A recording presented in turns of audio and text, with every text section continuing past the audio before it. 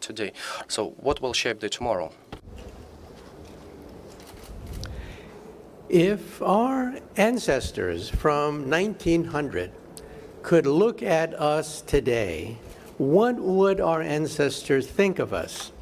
They would think of us as wizards, sorcerers, the ability to have magic mirrors called the internet, flying carpets called jet airplanes. So that's how our ancestors of 1900 would look at us today. Now, if we could see our descendants in the year 2100, what would we think of them living in 2100? I believe, as a physicist, and as someone who has interviewed over 300 of the world's top scientists for BBC television, the Discovery Channel, and the Science Channel, I believe that our descendants will resemble the gods of mythology, Greek gods. For example, Venus had a perfect body and was immortal. Already in medicine, we are not just tackling diseases, but we are enhancing and perfecting the human body and also isolating the genes which control the aging process. We have already isolated about 60 genes which control aging. We cannot reverse it yet, but I think that by 2100, we may have the ability to have not just biological immortality of some sort, but also digital immortality, which I'll talk about in a second. Then we have Apollo, the god of the sun. We will have solar power cheaper than fossil fuel technology of today because of revolutionary developments in batteries and storage. And we will also have fusion power. Already we believe that within 15, 20 years, we could have the first operating fusion reactor in southern France. And so we will have the power of the sun, Apollo, the god of the sun. And then Zeus was the father of the gods who could simply think and have things come true. That will be the future of brain-computer interface. For example, the internet. What will be the future of the internet? The internet of the future will be BrainNet. We will send memories, feelings, emotions, sentiments on the internet. Already in animals, we can now send the first memories in mice and now in monkeys on the internet. Very soon, we will be able to send memories to Alzheimer's patients to create a brain chip.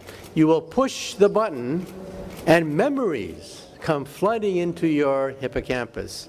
And so that is the internet of the future.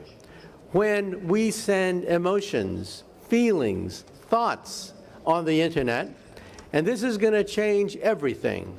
Entertainment, for example, will no longer be based on television or the movies. It'll be based on feelings that we can send on the internet. For example, when silent movies made the transition to talkies, that changed entertainment when we had movies that could talk. Now we will have movies that not only can talk, but can also feel and have sensations. And then we had Mercury, the god of speed. We will have supersonic transports, commercial supersonic transports, prototypes available in 2025. NASA has already stated that they want blueprints from Lockheed Martin and other manufacturers to create a supersonic commercial jet that has no sonic boom. The sonic boom is the reason why the Concorde was a failure. Supersonic jets, a failure because of the sonic boom. We will use supercomputers to solve that problem. And then we will also go to Mars. Mars, perhaps by 2030, 2035, the first astronauts will go to Mars, and the price of space travel is dropping dramatically. You realize that the movie The Martian a hit movie, The Martian with Matt Damon, cost $100 million. But the Indians sent a probe to Mars for $70 million. So a Hollywood movie about going to Mars costs more than actually going to Mars. That has revolutionized space travel, and so transportation will be revolutionized. And then last we had Pegasus, the flying horse. We will have zoos of extinct animals. We will be able to bring back animals that have perished tens of thousands of years ago. We now have the genome of the mammoth. We also have the genome of the Neanderthal. So in principle, we could bring back the mammoth and the Neanderthal. This is something that's being actively talked about in the scientific community today. And then lastly, what's wrong with this picture? We realize that the gods of mythology were also very foolish. They spent most of their time making tricks on each other and creating problems. What we need is wisdom, the wisdom of Solomon. And that is going to be extremely rare in the future. But there is hope. And the hope is that the internet spreads democracy. The more people are educated, the more empowered they are. And that creates more democracy. And democracies rarely war with other democracies. Think of every war you had to memorize since you were a child. Every single war. They've always been between dictators, between kings, queens, emperors, but never between two major democracies. And so the hope is, as we spread democracy around the world, as we spread the internet around the world, then wars, we will still have them, but wars will be diminished in the future. And so the hope is that we will also have the wisdom of Solomon to go with the power of the gods of mythology. Господин Каку, я также часто слышала Mr. Kaku, I have also heard you say things about challenges and threats of new technologies, the threats of drones or new technologies or biotechnologies. This is an irreversible process. We already have battle robots. But what do you think?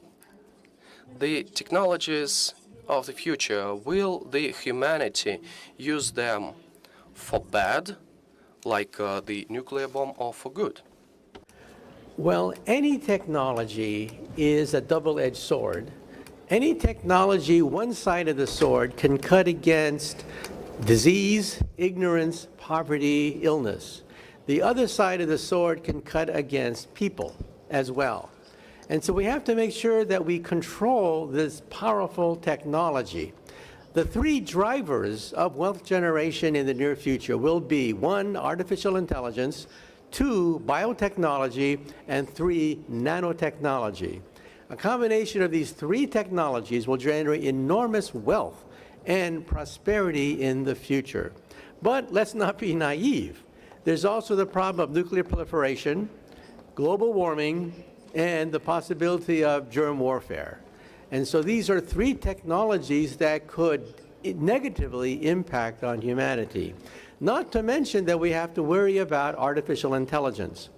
Artificial intelligence, I think, will become an industry bigger than the automobile industry of today. I repeat, I think the robotics industry will eventually become bigger than the automobile industry of today, because your automobile will become a robot. You will talk to your car. You will argue with your car. Your car will park itself and monitor itself. Your car will become a robot. But the danger is that robots at some point could become self-aware. That is the tipping point. Robots today do not know they are robots. Robots today have no idea that they are robots. They may have that awareness by the end of this century. At that point, they could become dangerous when machines become self-aware. But I think that's not going to happen till the end of this century. And meanwhile, the robotics industry will become bigger than the automobile industry of today. А вот мне еще интересно, Another interesting thing is that today we are living in a hyper modern world but we use coal and fossil fuels for heating our homes, and we don't have any microcomputers at the tips of our fingers, so I have to charge my iPhone every night. From which point there will be a qualitative change in energy production? Well, 100 years ago, Thomas Edison and Henry Ford had a contest. Which technology would dominate the future? Thomas Edison said it would be the battery. Henry Ford said it would be gasoline. Everybody laughed at Mr. Ford. They thought the answer is obvious. Edison will win.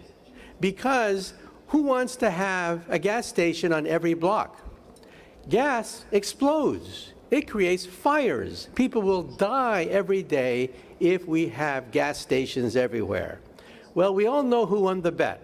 Ford won the bet, which means that every day somebody dies in a car accident and is burned alive. Every day we tolerate gas stations on every block because Ford was right. But in the long term, Edison may also be right, but the problem is storage. The battery is the key problem facing solar and wind power. How do you have solar power when the sun doesn't shine and wind power when the winds don't blow? The bottleneck is storage, the battery. You see, there's no Moore's law for the battery. We assume that everything doubles every 18 months. We assume that. We assume that every Christmas, everything is twice as powerful as it was the previous Christmas. But that's not true. Moore's law only works for transistors. It does not work for the battery. But that's where new inventors are coming in today.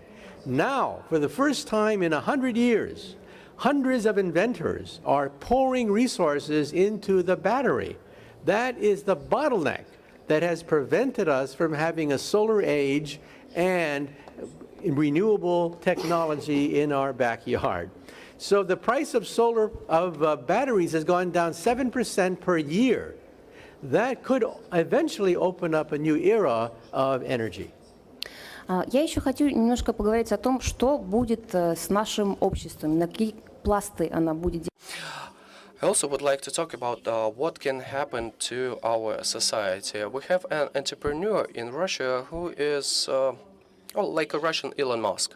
He has a theory that by the year 2100, the society will be divided into two groups. The people who are innovators, entrepreneurs, scientists, they will govern all other people, these two groups. But what's your opinion, what the society of the future would look like? Plato, 2,000 years ago, believed that society would ultimately be controlled by philosophers. However, we know that philosophers are very bad at controlling power, resources, answering the needs of a growing population. And that's why I don't think that society will be divided along those lines. But the key to the future is education. We have to educate our people so that we don't split into smaller groups that will eventually war with each other. Because technology is not going to go backwards. Technology will only go forwards. Things will become more complicated in the future. And we have to educate our people, a primary emphasis on education so that they can meet the challenges of the future. For example, artificial intelligence. The two groups that are the main losers in artificial intelligence are A, repetitive workers, B, middlemen, college-educated middlemen. For example, stockbrokers. People can buy stocks on their wristwatch today. You don't need a stockbroker. So why do you go to a stockbroker anyway if you can buy stocks on your wristwatch? The answer is you want intellectual capital, advice, knowledge, experience, innovation, talent, foresight. That's why you go to a stockbroker. You want something that robots cannot provide, and that is intellectual capital, capital of the mind, rather than capital of the hands. And that's why we have to educate our people so that we don't split apart into the categories that you mentioned. Спасибо большое, господин Каку. Thank you so much, Mr. Kaku. Thank you. Amazing. Question to Dmitry Morozov. Dmitry, you are the head of a company which treats diseases with biotechnologies. Will the diseases be still there by the year 2100? People will always suffer from diseases. That's just the nature of their body, and that is our burden. We have to pass through that. The nature tries to isolate the weakest people in the species, and once we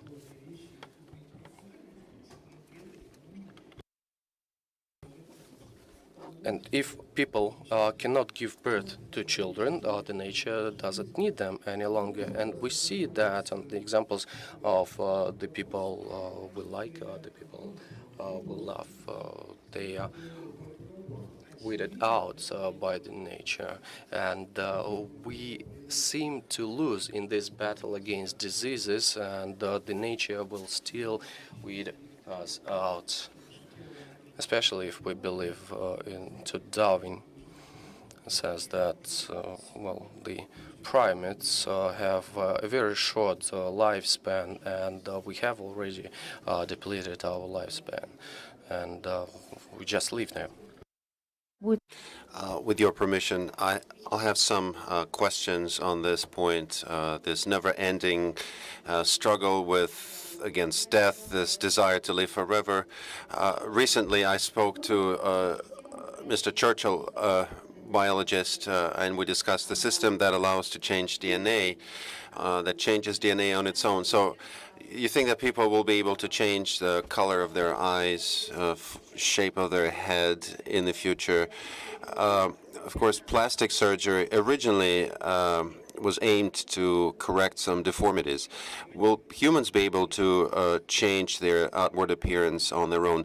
A brief look backwards. Clearly, we are a technology-driven civilization. Long time ago, we took a stick in our hands and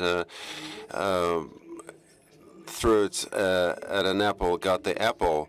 So our civilization was based on technologies, and one ancestor of ours taught another ancestor how to use a stick.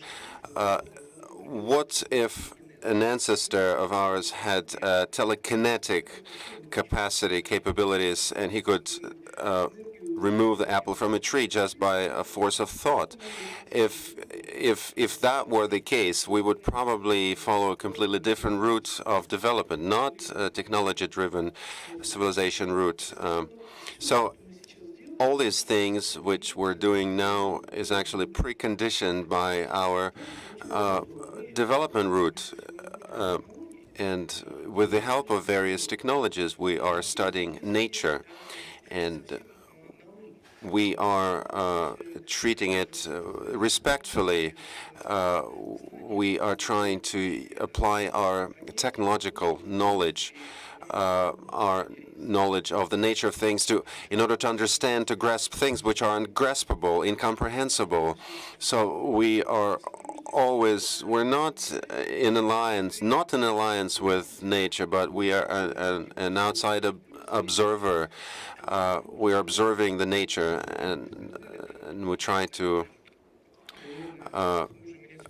impact the nature. You asked the question about changing DNA? Yes, we'll be able to change DNA, but we're fighting a losing battle. Of course, we can come up with all kinds of cartoons, scary cartoons for kids, showing all kinds of transformations that a human body can undergo. I'm talking about the superheroes, etc. But we'll still be using scientific approach. We'll be a few steps behind the nature. We should live in harmony with nature, and we should transform ourselves based on other needs. Although plastic surgery, you got the point. Yeah, ladies transform their body to be more attractive, to continue their lineage. And so there is it's as part of their biological activity, biological agenda. We don't know. So we are already a technology-driven civilization. We don't know how we're going to interact with nature. We know we can affect the nature, we can impact the nature, but we're very limited in our capabilities because of the routes we chose in the time immemorial when the first man threw a stick at an apple tree. So who should be responsible for this engagement with nature to ensure that does not result in a catastrophe? We can, program kids in mothers' wombs. We can change our appearance. Probably will reach a point where people live for 600 years, and that there will be old people will live for hundreds of years. Well, if you live for 600 years, you will not be giving birth to people because you will lose interest in that. I'm talking about moral, ethical capabilities. This is people will grow weary of life if we become so technologically advanced. I think human will just become very weary and tired of life, and the new generation will come in our place. But that would be a normal thing. Death is a natural extension of life, so a death of one civilization will result in the creation of another civilization on the planet Earth. I don't see anything dramatic about it. It's dramatic from the standpoint of one single human being, but in terms of the human species and the future life of human species as a biological species, I don't think it's dramatic. Nobody told us that we should look the way we look now. I think we're going to change. If we travel in outer space, if we travel to other planets, we'll be adapting to other planets' environment. Maybe we don't have to go to other planets. Maybe we just or maybe we should make space travels in our astral bodies, not in physical form, but in the spiritual form.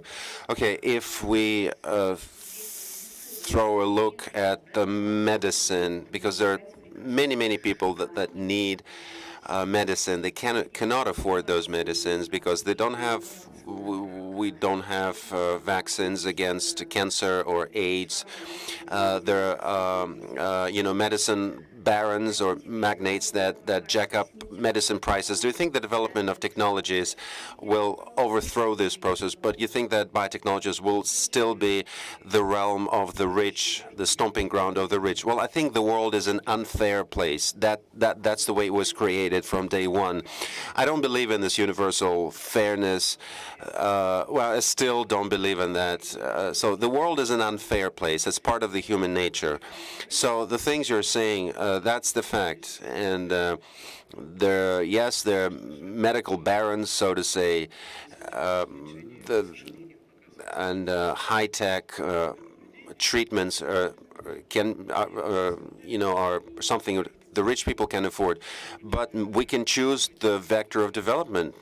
Maybe we can focus on our consciousness. Maybe instruct our consciousness not to fall sick that often, or give an order, give an instruction to yourself to grow another organ, for example. I was once asked a question why a lizard can grow a tail and a human cannot grow a tail. How come a lizard can instruct itself to grow a tail, and we cannot do that? I guess we can do it, but not very fast. The last question. a narrow, more focused question, similar to what I asked Mr. Kaku. Do you think by 2100, what would be the most relevant things, the most relevant areas, DNA, stem cells? I think these things will develop in parallel.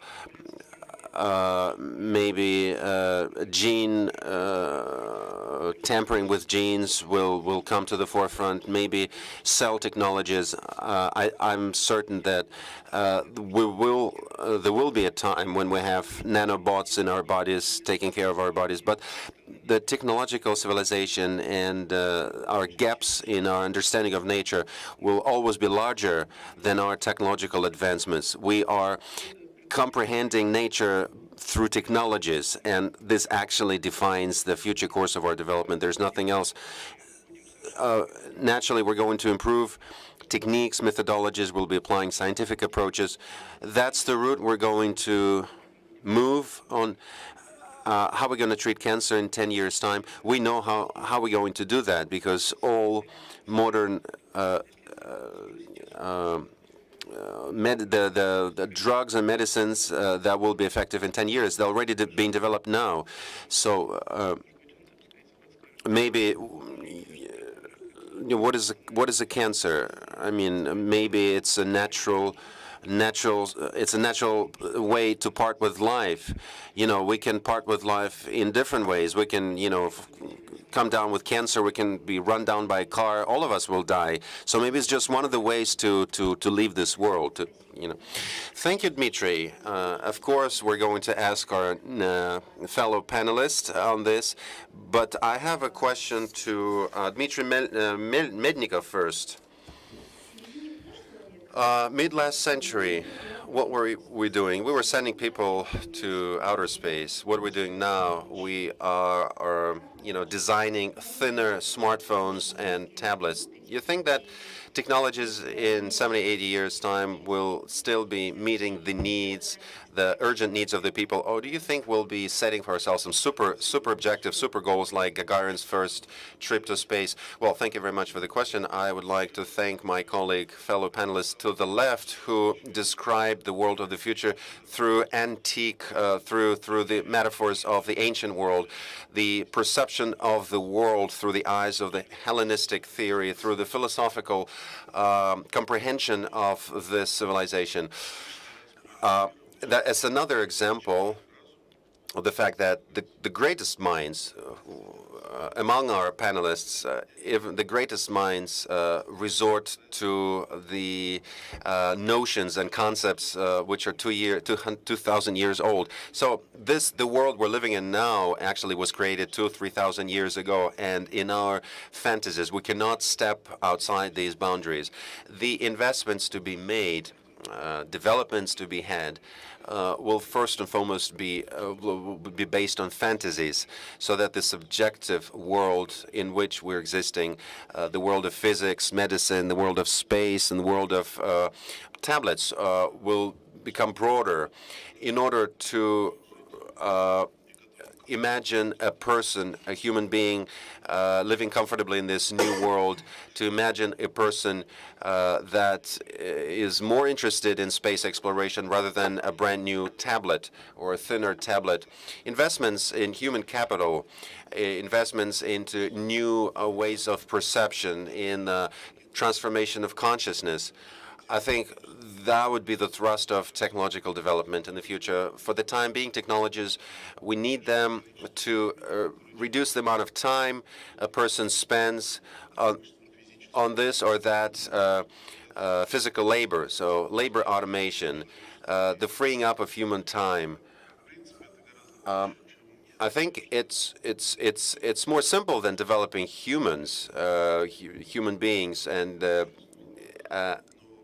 my colleagues can speak more about it. I think that any modern-day computer is a lot more simpler than a human brain. It's a lot easier to develop such technologies rather than to program and develop software for human brain.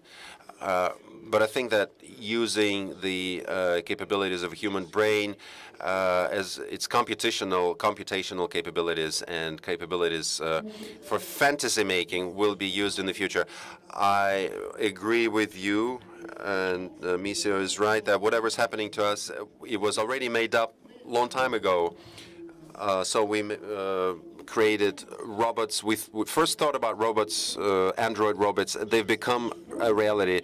I know people who are designing such robots, engineering such robots, and they told me that in 30, 50 years from now, they'll be performing all functions better than human beings. Not only, repetitive functions, they will be better at drawing up paintings, writing music.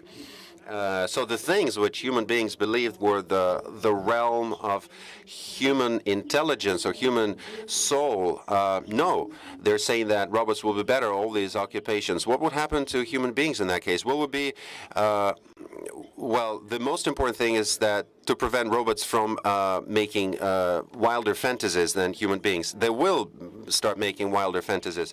Well, in that case, they will become people. In Japan, they have toys or puppets. They become human partners. So, well, but those toys, they don't have imagination. Well, now they don't have imagination, but I think by 2100 they will have some imaginative powers. It will be a completely different dialogue. Imagine two toys, two puppets with imagination capabilities are meeting. Imagine their conversation. So I think those will win who can create something new, who can imagine something new. And to, in answer to my colleague Plato, I would like to bring up Plato's ideas, his Adas, the quantification of ideas. So those people who will be creating ideas, those will be creating robots, partners. No matter whether it's bioengineering or some other physics, well, as creators of robots, we think that we will always be will be in control. Because who knows that one day those robots will wake up and say, "Why do we need you, people?" So I think the ones who imagine, who make them, will control them. Dmitry, are you sure that we'll be able to imagine something? It's not a fact for me that we're imagining something. I think everything has already been imagined before. We're just relaying whatever was imagined. Well, let's again substitute the word imagining with the word studying others' imaginations or imaginary images. It would still require investments. I'm not talking about financial investments. I'm talking about total investments. So at some point in time, humanity would reach the bifurcation point when it would have a chance to come up with something of its own. Well, there is a concept, and I think our dear colleagues are aware of that. Akasha Chronicles. And in those Akashic Chronicles, everything we think we came up with, it was already written, it was already created. So everything we can think of has already been created. And I think our technological development paradigm is akin to reading those imaginations and studying them. Well, if robots will replace humans, some people say it will be paradise, we'll have tons of spare time, we'll be self-improving, robots will be doing everything for us. Well, the Americans believe that it would lead to degradation of humans because they would lose the sight, they would lose the targets, the objectives for further improvement. Well, it's a question of whether humans would be able to imagine or create new space for itself. What my colleagues were talking about, basically the main idea is whether new ideas, they would create new ideas. Dmitry was talking about 600 years. And if somebody lives for 600 years, people would have to come up with something for 500 years because they will become tired. Now, when people live for 75 years, imagine they would need to fill their, 500 years more. So 6 times, 6 times more ideas, 6 times more content for life. The more time we have on our hands, a person who works at a plant 16 hours, as was at the end of the 19th century, 16 hours a day, he had 1 hour of his personal time. The modern day man has, works for 8 hours, so he has more time, more personal time. So we're talking about life in perceptions, life felt. So these abilities have increased twofold. Now we know people who are having a very varied life, and they're not engaged in mechanical labor. They're not degrading, and that gives them twice as much time compared to those people who spend 8 hours every day doing some mechanical things. So, and they're spending more time to make their lives more interesting and to make lives of people around more interesting. I think that's for the first time, humanity finds itself in a situation when it has a lot of spare time, and people can compete for their spare time, and now people can come up with all different ideas on how to fill up that spare time. And those people who can succeed in doing that, they will pass this route physically, chemically. And other people who are not in the position to do that, who fail to do that, they will end up flipping burgers for the rest of their lives. Thank you, Dmitry. I'm going to ask what's going to happen to TV, but Mr. Kaku has a statement. Or Really quick, I think that the tipping point as to when robots become dangerous is when they have self-awareness, perhaps by the end of the century. Right now, our most advanced robots have the intelligence of a cockroach, a retarded cockroach, a lobotomized retarded cockroach. But eventually, our robots will become as smart as a mouse, then as smart as a rat, then a rabbit, then a dog and a cat, and by the end of the century, perhaps as smart as a monkey. At that point, they are potentially dangerous. Monkeys know they are monkeys. Monkeys know they are not human. Now, dogs are confused.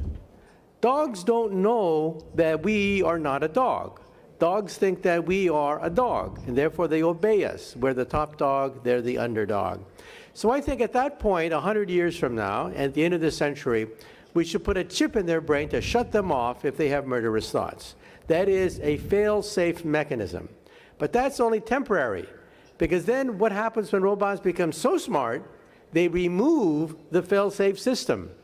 That is also possible in the next century, the 22nd century. At that point, I think we should merge with them. I don't think this will happen in this century, but I think in the next century, we should merge with our creation. Why not become Homo superior? Why not use exoskeletons, which are now being created, to become Hercules?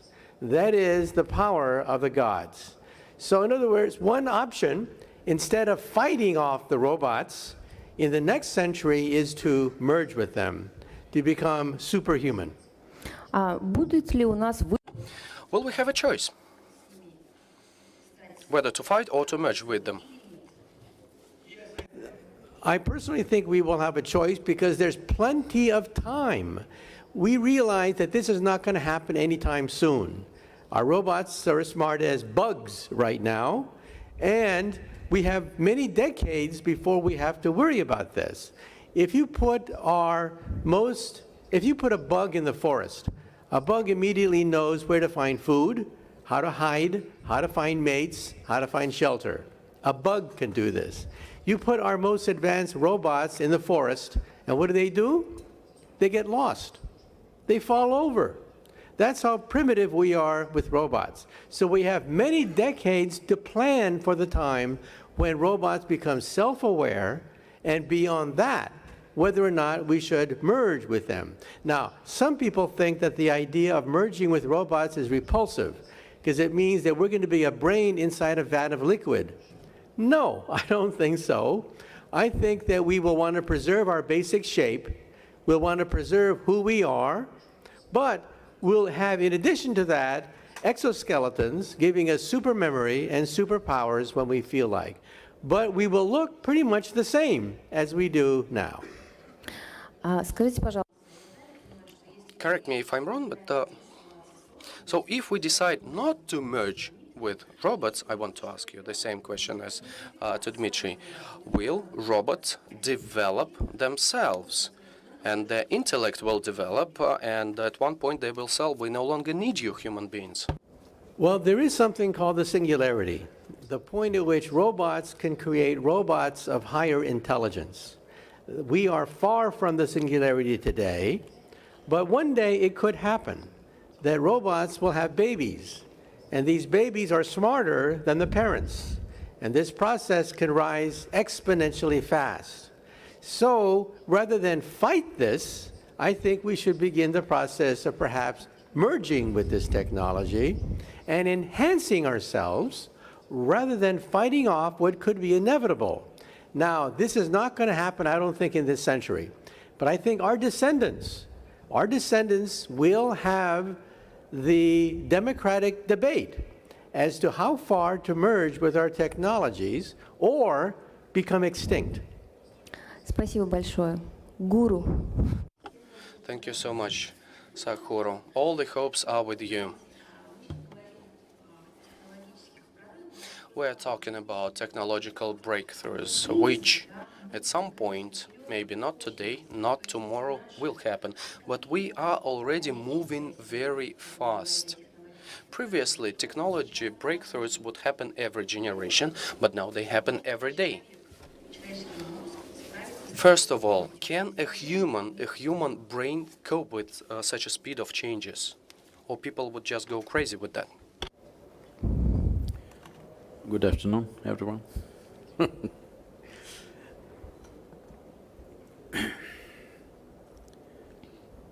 There are two dimensions to this, which I think we're not differentiating here. One is intellect, another is intelligence. Intellect can only function when there is an accumulated memory. Why a child in the village looks a little dumb compared to a city slick boy is simply because he has more memory and information. But if you leave them in real-life situations, the rural boy may come out much smarter, where a certain intelligence is needed, where information is not needed. So essentially, human intellect functions from memory, and everything that we are considering or labeling as technology is essentially memory-based.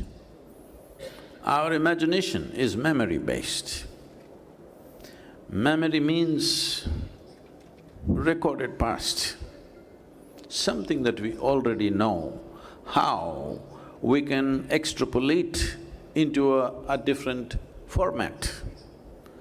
Essentially the same thing, finding expressions in permutations and combinations, but nothing new happening. Nothing new can happen from that. It looks new because it's a new presentation. It's a new format. Well, in terms of day-to-day life, it's absolutely new, of course.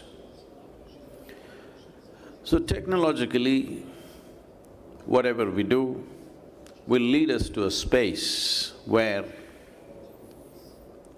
right now human societies have invested heavily.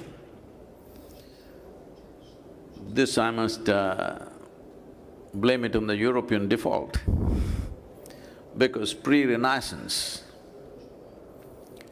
when these societies were hugely restricted by dogmatic religious belief systems, when a few people broke through, that is, they decided to think for themselves, They refused to go by the book or the clergy, and they wanted to think for themselves.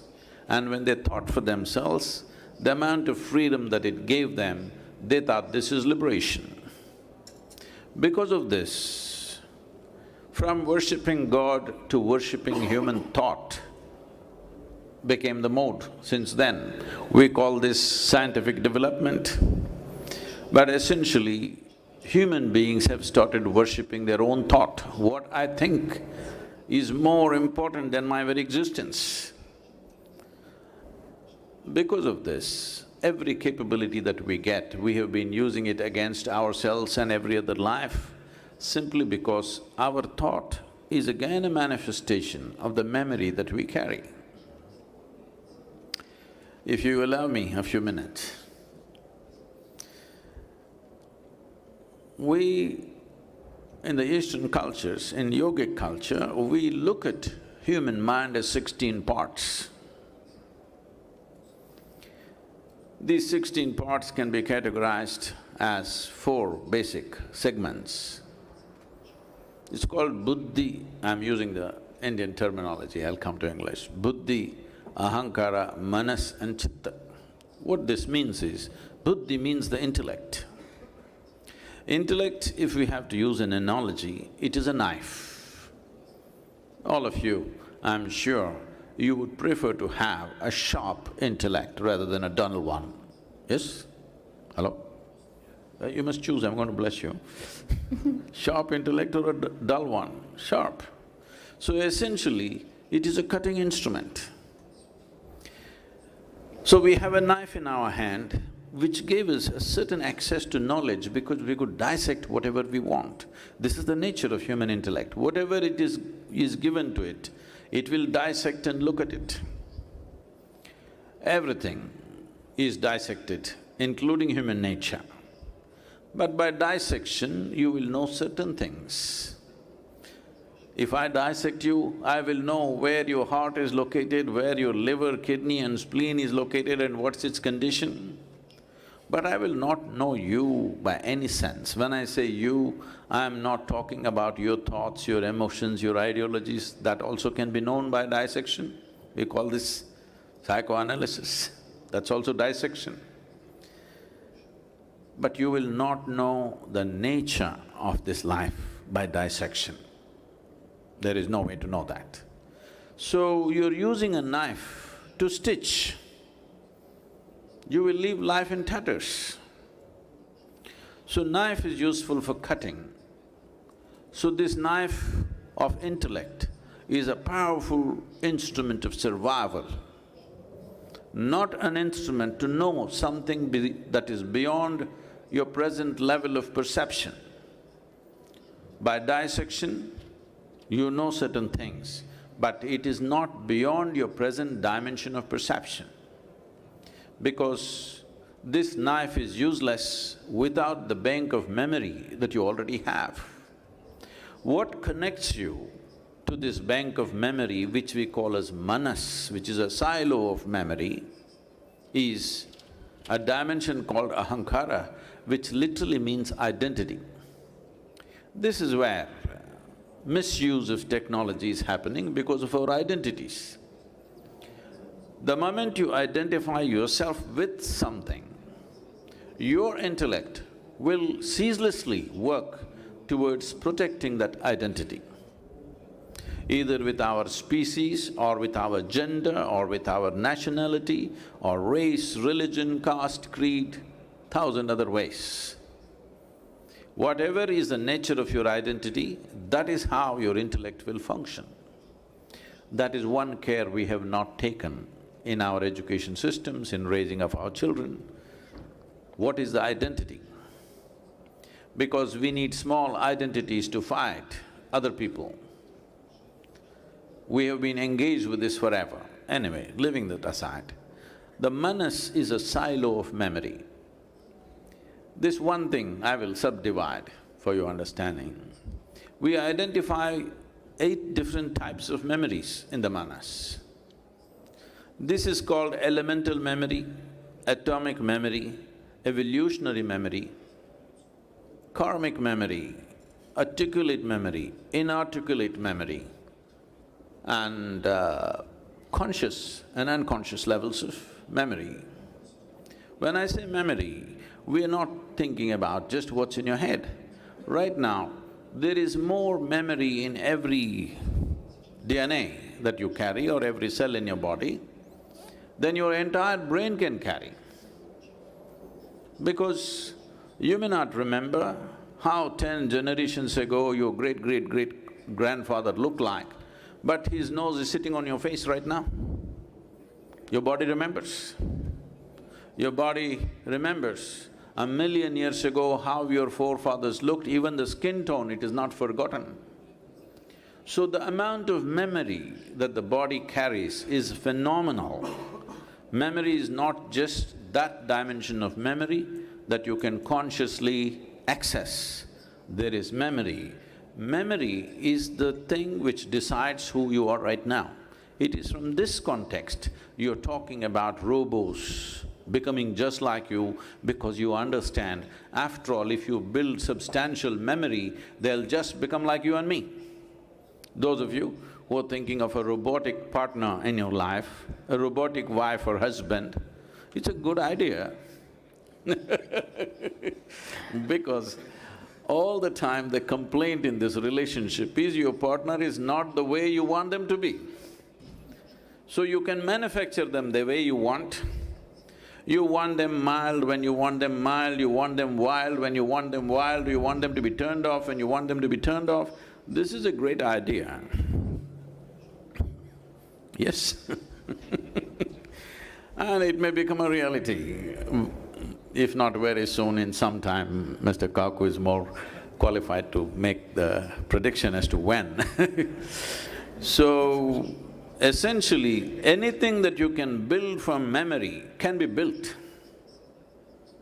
Anything that can be built by storage of memory and access to memory and analysis of this memory and expression of this memory, everything that you're doing through your intellect and thinking that is you, can be done by a machine at some point. I'm not the expert to predict when, but definitely it can be done, there's no question about that. But there's another dimension of intelligence within the human being, which we refer to as chitta. What chitta means is, this is a dimension of intelligence where there is not an iota of memory, it is unsullied by memory. What this means is, see, memory is what has made you everything that you are. You have a human form, this is evolutionary memory. You have variety of other memories, that's what makes you a certain kind of person, and so many other things that you are. Your professions, your capabilities, your knowledge, everything is because of memory. But memory is also a defining boundary. The moment you identify with your memory, you say, oh, this is my friend, this one I do not know, this is a person I like, this is a person I don't like, this is all memory. Memory fixes a definition and a defined boundary to your life. What is me and what is you is just a question of memory, that I know this is me and this is you. But there is a dimension of intelligence which we call as chitta, or in modern terminology, loosely, it can be called as consciousness. Not being conscious as you and me are, this is wakefulness, this is not consciousness. So, this dimension of intelligence has no memory in it. Where there is no memory, there are no boundaries to it. You will not do that with a robot. Do what you want. Because everything that can be done by memory will be done. Right now, 90% or more of humanity lives by their intellect and their physiological and intellectual capabilities. These things can be built at some point and make them look very real. So, once machines start doing this, it is inevitable for you to explore the deeper dimensions of who you are. Right now, this has happened in a significant way. In, let's say, 100 years ago, If we want to be strong, if we want to be successful, we thought the best thing was to build, maybe 500 years ago, let us say, if you want to be a big man in the place, in your town, you had to have big muscles. Whoever had the big muscles was the big man, strong man there. But now if you have big muscles, we will give you a menial job. We don't recognize you. One reason why women have an equal space or reasonably equal space on the planet today is because of technology, because the power of the muscle has been neutralized. How much brain power do you have, how much intellectual power you have is deciding things right now. But if intellectual power is again, as muscle power was taken by the machines, if intellectual power is taken by the machines, naturally human beings will dig deeper into their consciousness. A machine cannot dig deeper, but everything that you can do, a machine can do in future, and that'll be a great day because that means we are on a holiday. We don't work for a living. Now we look at life in a completely different way, which will be very, very significant. In fact, for the first time, we will become human beings. We must understand why we are called human beings. That means we are the only creatures on the planet who know how to be. As you were saying, a bug knows how to survive better than you. Without a social atmosphere, many of you will not know how to survive. A bug knows how to survive far better than you, better equipped than you, because he's just focused on his survival. But a bug will not know how to be conscious. You can definitely build a bug. It's very interesting that today in the computer technologies we are using these words, that's a bug, it's a virus. Definitely. The dangers of this are also there, as the dangers of machines are there even today. For example, the automobiles are killing more people than wars. Every year after year, they're killing. But we have accepted that as collateral damage, it's part of the thing. We're traveling faster, so some people will die. We have come to terms with that. So similarly, maybe we'll have nano-soldiers. Soldiers won't be human beings going and fighting. We sit here and let loose on other people. At one phase it will happen. These things will be terrible, but even now it's terrible. You can just press a switch here and destroy a whole city somewhere else. It is quite terrible even now. So, before such capabilities come, or as they're coming, there is no such thing as before and after. As these capabilities are coming, we must also strive to upgrade the human being to move beyond the limitations of their intellect and come to a deeper dimension of intelligence, which is life itself, Как? the very source of life itself within us. Как, гуру, как? Потому что показывают How can this be done? As practice shows, and we're talking about technologies of the future, no technology, no technological breakthroughs, no technological evolution is changing human nature. Latest iPhones will never change the fact that people, have been killing each other over a piece of land. They're still doing the same. They're killing each other over a piece of land. How can we ensure that? How can we resolve this issue? Because technological improvements are not improving human beings. Maybe because the memory, ancestral memory, is so strong in us that we still remember how our ancestors were fighting over a piece of bread. Maybe we'll continue doing the same because of the memory we have. Say, the thing is, if anything needs to happen, a certain amount of human energy, time and resource has to be dedicated to it. For example, somebody was telling me, in 1860, when certain survey was done in United States, some kind of observation, probably studying dead bodies and stuff like that, the skeletal systems and things, they said in 1860, nearly 60% of the people would start losing their teeth at the age of 40. And in 1860, nearly 97% of United States was illiterate. But today, people have their teeth intact even if they're 90. And today, 100% is literate. How does this happen? Simply because we invested in what is called as schoolrooms and teachers and toothbrushes and mothers. We invested. If we did not invest, even today we would be losing our teeth, even today we would be illiterate.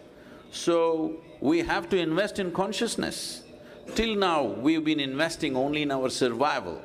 But once the technologies that they're talking about starts becoming a reality, which is already becoming, survival will not even be an issue.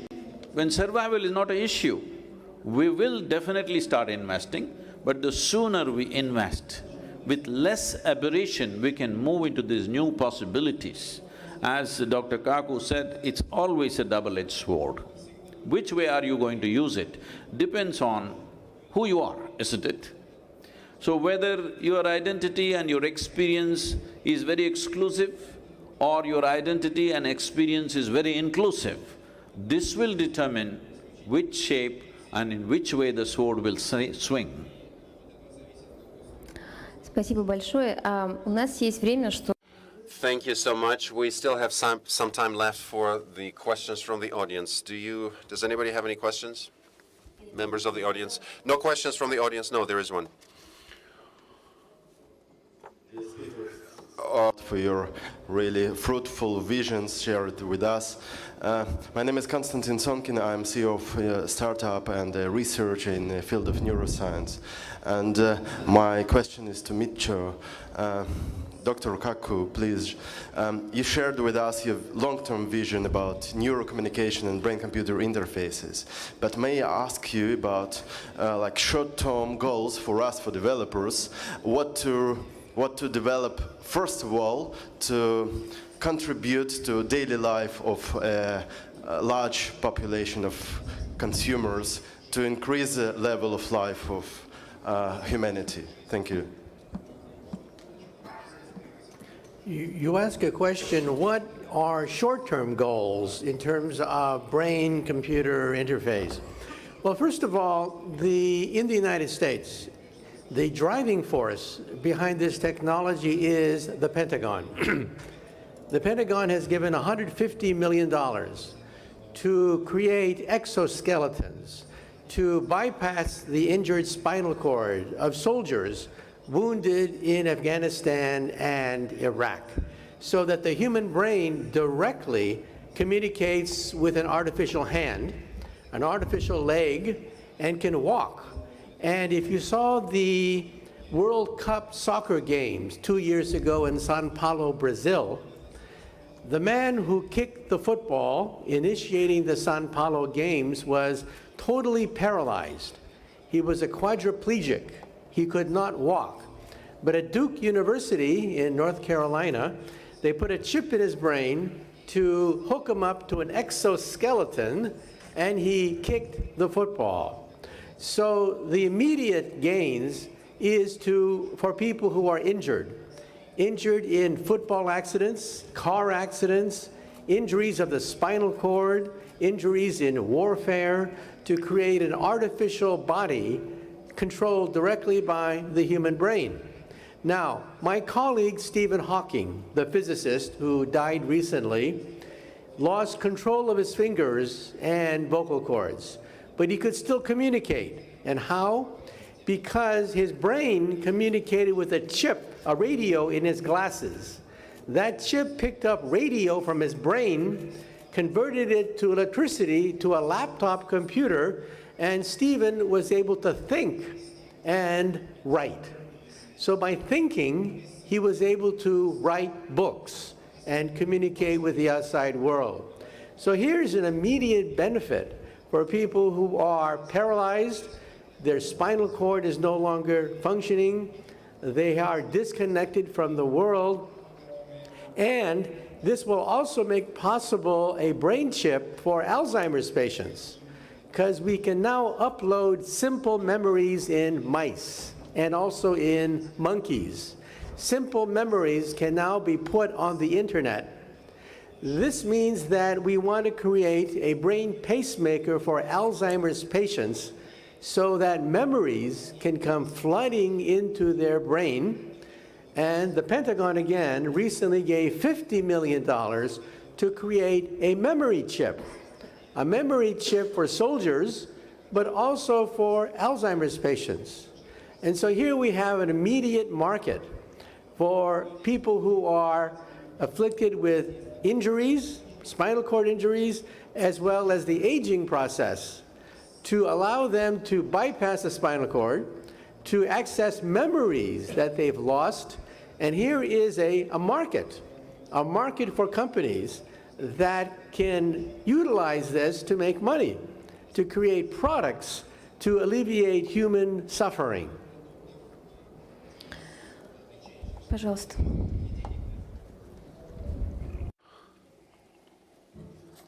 Thank you so much. I have a question to Sadhguru. I'm very much interested in your point of view. Do you think a man can change his destiny in this life by taking certain steps, or do you think all his steps, whatever he does in his life, are related to other lives that would follow and his transformations? In other words, can a person, or should a person, try to change his destiny now, or his destiny is preset, and whatever he does in this life will only affect his future lives?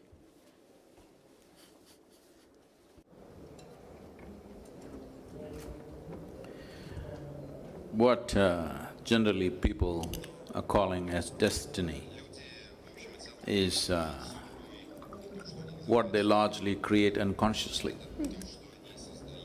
Whatever we do unconsciously, we can also do it consciously. If you can move your hand unconsciously, you can also move it consciously. So similarly, if you're creating your life unconsciously, you can also create it consciously. If you create something consciously, of course, you would make it the way you want it. So, destiny means a largely unconscious accumulations taking shape and taking their own tendencies and leading you on. You can make a conscious destiny. When you fail to make a conscious destiny, then generally it gets referred to as fate, fixed destiny. But is your destiny fixed? Definitely not. Otherwise, why all this effort? If everything is fixed, why you and me should live? We could die at our birth and just fine, isn't it? It's definitely in your hands. Whether you take it into your hands or not is always the question. It's an individual question.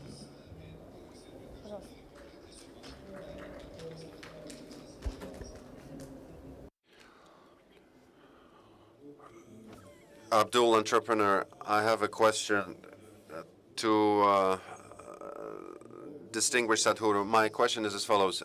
When you said that we need to invest in as much into consciousness as much as in technology, so that consciousness becomes an island where humanity can preserve itself in the light of the development of robots, that's an island where we can still feel like human beings. So my question is, today there are lots of infrastructures to invest into technologies. There are startups, there are investment funds, numerous scientists that are developing different solutions. How can we address the issue of investing into consciousness or self-consciousness? What needs to be done? What infrastructures there in place? What solutions are there to do that? Thank you. I would like to correct the question a little bit before I address the question. You used the analogy of an island. No, I want you to understand, human intellect is an island. All products of human intellect are small islands, including technology. Consciousness is the ocean in which we are existing. What consciousness means is an intelligence not identified with any memory, that means not identified with any boundary of you and me and this and that. See, you must understand this. On this planet, let's think of planet, but even the planet can be thought further. In this space, suddenly systems have happened, stars have happened, planets have happened. In that planet, life has happened. All of it fundamentally from an intelligence beyond this material that you're seeing as creation. All of it emerging from almost nothingness. It is in a way nothingness, but you must understand the word nothing by putting a hyphen between no and thing. It's not a thing because it is not a memory block. A memory block is a thing because it comes with a boundary. Once there is a defined boundary, it becomes physical existence. This is a dimension of intelligence which has no boundaries. So that is the ocean. You're mistaking the island for an ocean and an ocean for an island. So what do we have to do for it to manifest in human society is large scale. In every generation of people, there have been very conscious beings, but in some generations and in some societies, they have been heard. In other societies, they have been ignored. The other noise has been much bigger. So it is time we make that voice which refers to a dimensionless, a boundaryless consciousness heard.